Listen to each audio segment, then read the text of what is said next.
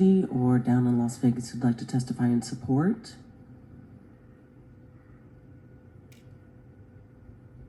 Okay, looks like we have one more down in Las Vegas. Go ahead and state your name for the record when you're ready.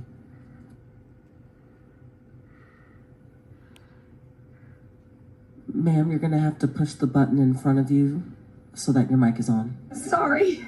This is my first time doing this. My name is Nancy Lemcke. I'm an attorney with the Clark County Public Defender's Office.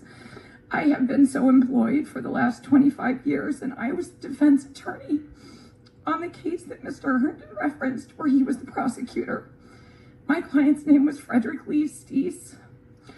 He was wrongfully convicted of first-degree murder and sentenced to life without the possibility of parole in the Nevada Department of Corrections. I knew in the days and months leading up to the trial and even after he sustained his conviction that there was very compelling evidence of actual innocence. Indeed, myself and those who worked on the case believed it to be an actual innocence case, and I do so today. Let me tell you, you've heard from the perspective of an individual who was wrongfully incarcerated for a period of years for a crime that he did not commit, a very serious one. I'd like to share with you also what it's like to be the defense lawyer who represents that individual, who spends the next 20-something years of their life wondering what it is that they could have done better or differently or more compellingly to make the presentation that would have yielded the correct result at trial. It is something that is agonizing. It is something over which you lose countless hours of sleep. But it is also something that kind of motivates you to put one foot in front of the other, to continue doing what you do for a living, and in the same breath, do what you can to secure the just and proper result for that client who relied on you, who gave their life to you and trusted to you that they would get the right outcome in their case and didn't. It was a long odyssey of which I was a part almost from start to finish in some way. As I saw Fred wind his case through the post-convictions process, it took roughly 20-something years. And, when we talk about the loss of time and the loss of life and everything that goes along with that, something came to my mind as I was listening to the testimony in front of this committee, and that is that I had just graduated from law school at the time that I did this trial. By my recollection, I was 27 years old when this case went to trial. My client, Mr. Steese, was 28 years old at the time that he was arrested and incarcerated on this offense.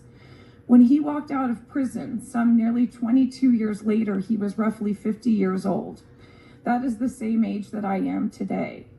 When I think about the things in my life that transpired during that time, marriage, children, all of life's ups and downs, its joys, its hardships. And when you think about those things that he missed, and then you think about the condition in which they find themselves that day when they finally do walk out of prison.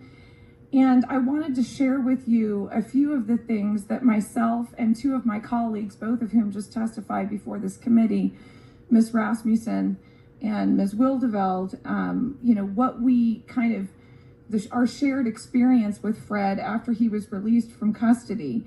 Ms. Wildeveld gave Fred a place to live in the casita attached to her office building.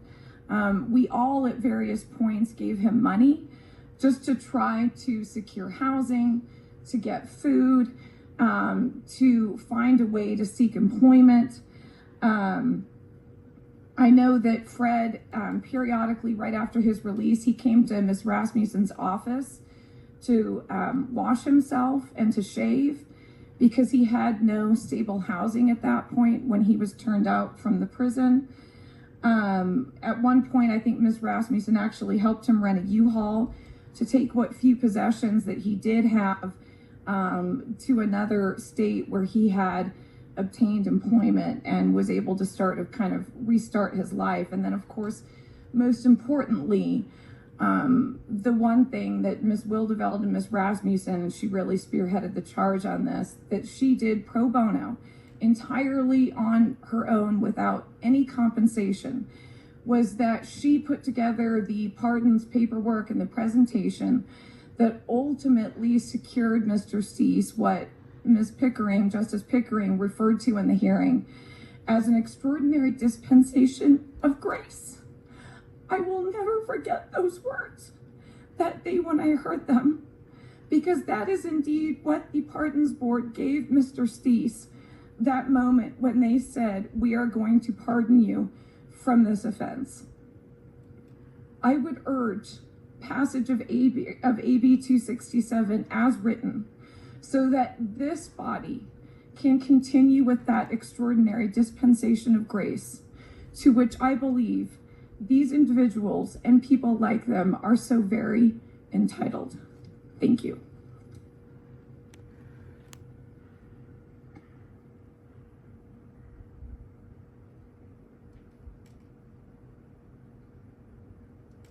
Thank you.